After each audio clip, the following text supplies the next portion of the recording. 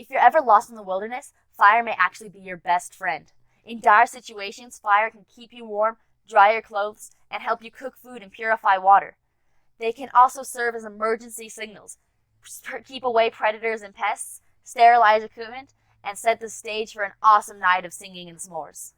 I'm Ainsley Martin, and on this episode of Scouting Skills and Survival, you'll learn everything you need to know to harness the power of fire.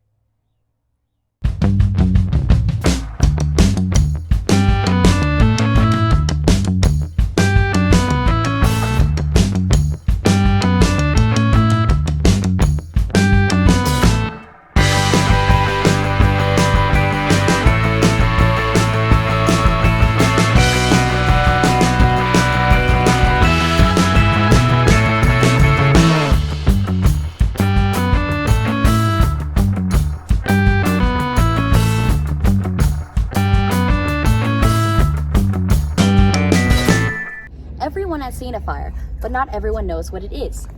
Fire is the result of a chemical reaction called combustion. For this reaction to occur, we need three things: oxygen, heat, and fuel. This is called the fire triangle. That means that for our fuel, wood, to ignite, it needs to be surrounded by oxygen and have a lot of heat. This heat can come from many things, such as a match, lightning, or something else that's already on fire. So what does this create? So there are three main products of this reaction: smoke, charcoal, which is mostly carbon, and ash, which is all the things that don't burn. This is why a charcoal fire never creates any smoke, because they're totally separate products. What we see as fire is the heat and light from the reaction. This is the same kind of thing that's happening inside a light bulb. The color of the flame is directly related to its heat. The hottest flames are blue, while the cooler ones are yellow and red. Now that we know what a fire is, let's get making one.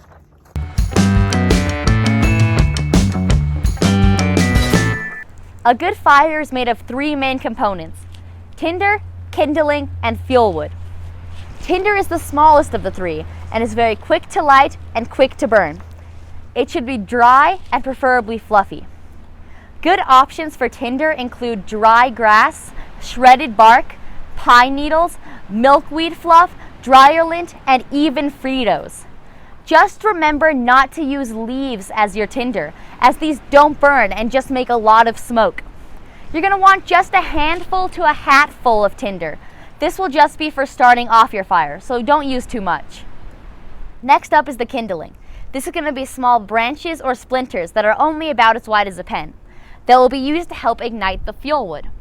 You're going to want about 2 handfuls or hatfuls of these, but be careful not to smother a small flame with them. Lastly, you're going to add your fuel wood. This is larger logs that are at least as wide as your wrist and will keep your fire burning for a long time. These are the only ones of the three that can be damp, as they will be warmed up by the flames. That said, do not be tempted to warm up a pile of wood next to the campfire, as that's just an accident waiting to happen. Now that you know the parts of your fire, let's get making one.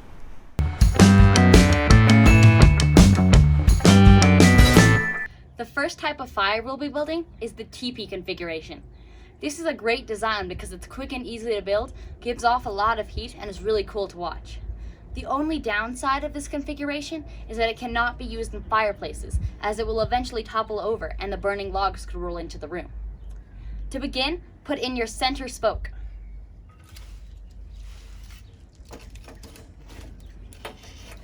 This should be a sturdy log that's at least as wide as your wrist. Then, put around the tinder.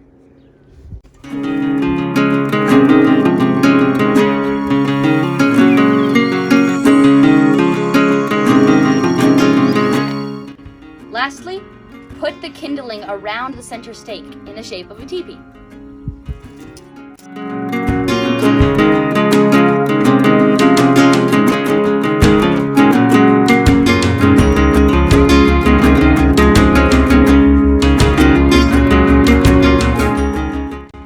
You can also add bigger pieces of fuel wood. Just make sure there's enough airflow to the center.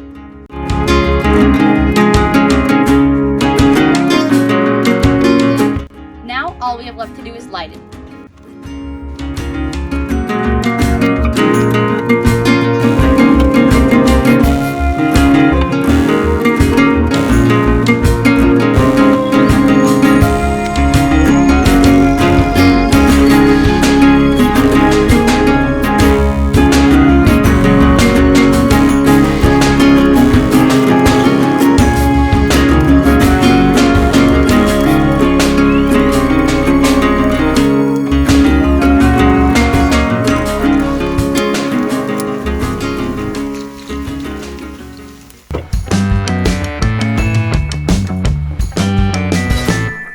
There are many ways to light a fire.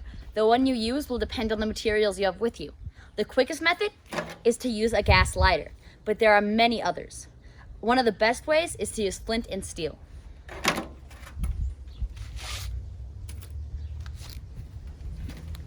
To do this, hold the flint on a hard surface tilted towards your tinder. Then strike it with the striker. Remembering that oxygen is part of your fire triangle, blow on the fire to get it going. Another popular method is to use a magnifying glass. Focus the sun's beam onto your tinder and wait till it lights. This could take some time and requires patience. A Ziploc bag filled with water or a mirror can have the same effect, but of course none of these work if you're on a cloudy day. The most popular method to light a fire, of course, is matches. You should always have these and a dependable strike pad in a waterproof container in your bag. To use, hold the match about halfway across. Make sure you only tilt your strike pad towards something you're okay catching on fire. Then tilt your match towards yourself and quickly move it against the pad, just like we did with the flint and steel.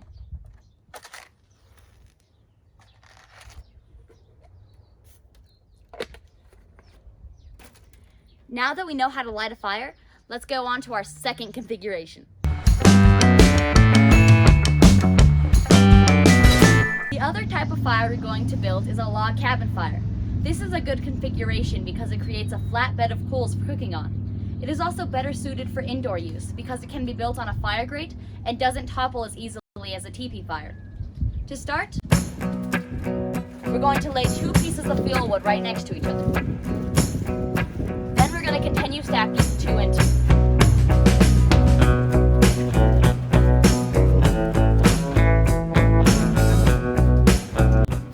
When the walls are completed, you're going to fill the inside with kindling and then tinder.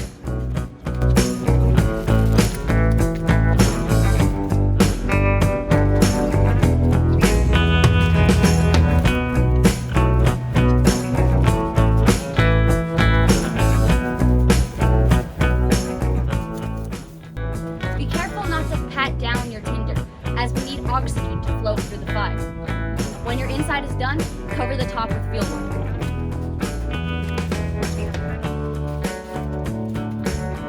Now, all we have left to do is light it.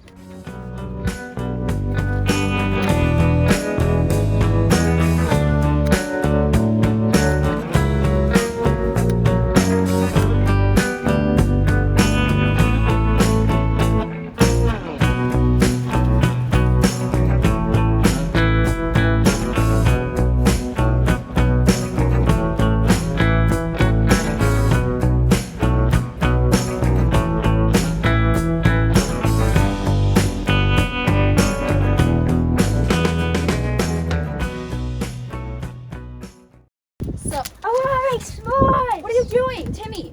There's no running by the fire. Why? Okay, to make s'mores, you're gonna need a stick. Not in the fire! Okay, Timmy, come around the fire. All the way around. Good job. Okay, here you go. So, if you were wearing long sleeve shirts, you would have to pull up your sleeves. Yeah, I know it. I also have to put up my heel. Right, okay. Here's a marshmallow you can get roasting.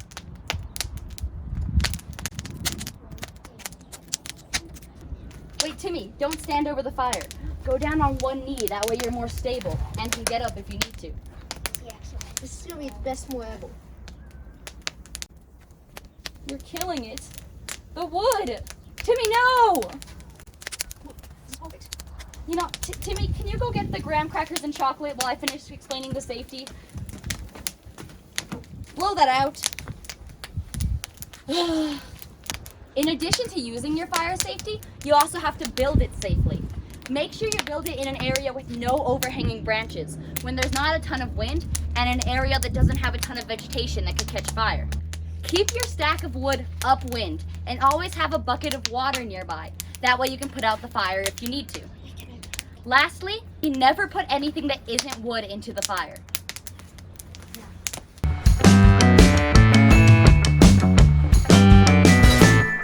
It is very important that you put out the fire completely before abandoning it. Otherwise, you might cause a wildfire. If possible, let the fire burn all the way to ash. Then tear it apart with a shovel, that way it extinguishes quicker.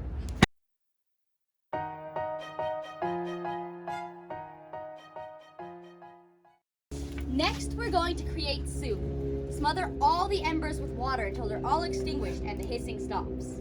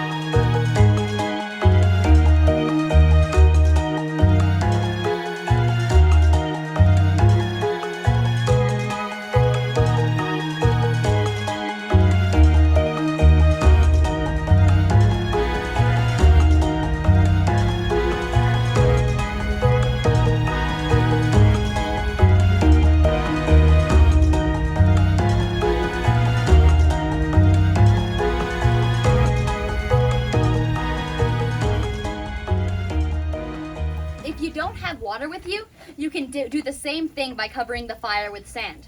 Test carefully with your hand to see if the fire is still hot. Remember, if it's too hot to touch, it's too hot to leave.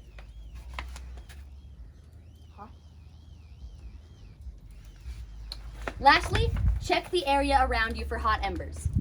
Well, now we've learned all about fire. Let's see some scouts put those skills to the test.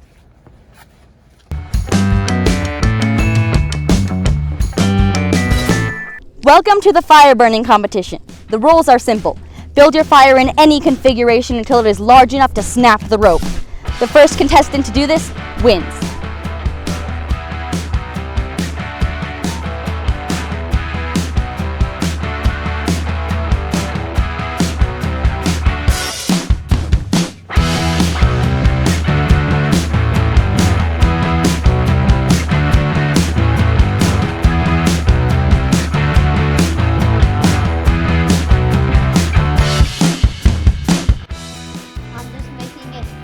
Flammable and mostly logs holding it down.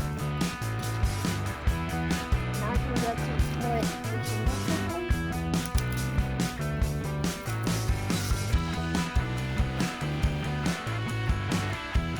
no, but that's big sticks.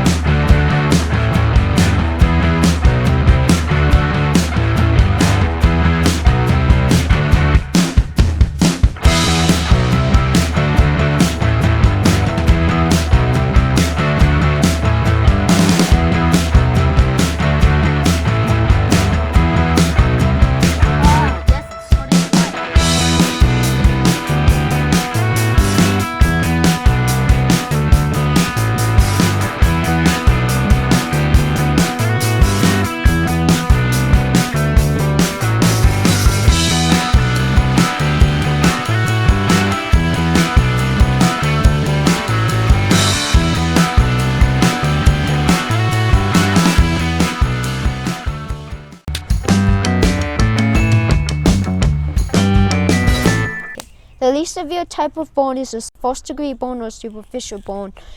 They come from things like a sunburn or touching a hot pot. You can treat these with a wet washcloth or with aloe vera gel. The most important thing with first-degree burns is not to get burned again. The most important thing to know is to be very careful when helping someone so you don't get burned yourself.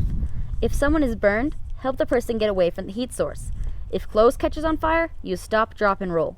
For severe injuries, you'll want to begin by treating hurry cases, such as stopped breathing or heartbeat, and severe bleeding, before moving on to the burns. A partial thickness burn is a secondary burn. It causes damages to the first and second layer of skin. It is caused by boiling water. You can treat second-degree burns by rinsing with cold water. You can also apply a cold compress, but if you do, remember never to apply ice directly to the skin, as this can be very damaging. Then, wash the area with soap and water, and don't pop blisters, as that can lead to infection. Then, bandage the area and raise above the heart until bleeding stops. The most severe type of burn is the third-degree burn or full thickness burn. It destroys both layers of skin. Because these destroy nerve endings, they're not actually painful. However, they are considered medical emergencies, meaning they should not be treated in the out country. They can come from electricity or open flames. To prevent further damage while waiting for medical authorities to arrive, bandage the area with a dry, sterile bandage. Be careful not to take off the extra clothing, as it might be stuck to the skin.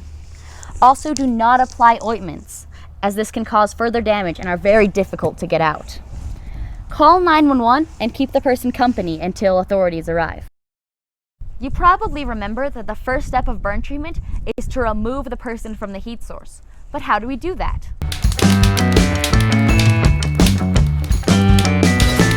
There are many different ways to carry an injured person away from a fire. The one you choose will depend on the victim's injuries, how many people you have, and how big the injured person is. The fastest method for moving someone over a short distance is the ankle pull. This is not the preferred method though, because it can worsen injuries and doesn't support the head. To do the ankle pull, grab the person by the ankles, keep your back as straight as possible, and pull with your legs. Do this in as straight of a line as possible. The shoulder pull is preferred to the ankle pull because it supports the victim's head. To do the shoulder pull, wrap the clothing under their shoulders and support their head with your arms. Again, try to pull in as straight of a line as possible. Next up is the one-person lift. This one can only be done with a light or very small person, and if there's no smoke in the air. To do it, simply put your one hand behind their back and one under their knees. The most popular carry is the fireman's carry, which is great for over long distances. It can be difficult to get the victim into this position from the ground, so it requires either a strong rescuer or an assistant. To do the fireman's carry, put the victim over your shoulder and then grab their opposite arm. Next up is the pack strap carry, which is very similar to a piggyback ride. This is better for long distances than the one-person lift and is used when injuries make the fireman's carry unusable. To do this one, you're going to put the victim's arms over your shoulders, cross them, and then pull them closer to your chest. Then you're going to lift up from the knees. Now that I have a buddy, a few other carry options are available. The first is the four-handed seat. This is used for carrying alert victims a moderate distance. They need to be able to stand by themselves and hold their back upright over transport. To do this, grab onto your right arm with your left hand. Then grab onto your buddy's arm. Have the victim sit down and put their arms over your shoulders. Count down to when you lift. 1, 2, 3, lift. The last carry is the two-handed seat. This is used for carrying unconscious victims over a longer distance. To do this, grab over the wrists of your partner. Then put one arm under their knees and one under their back. Count to lift and you can carry them away. 1, 2, 3, lift.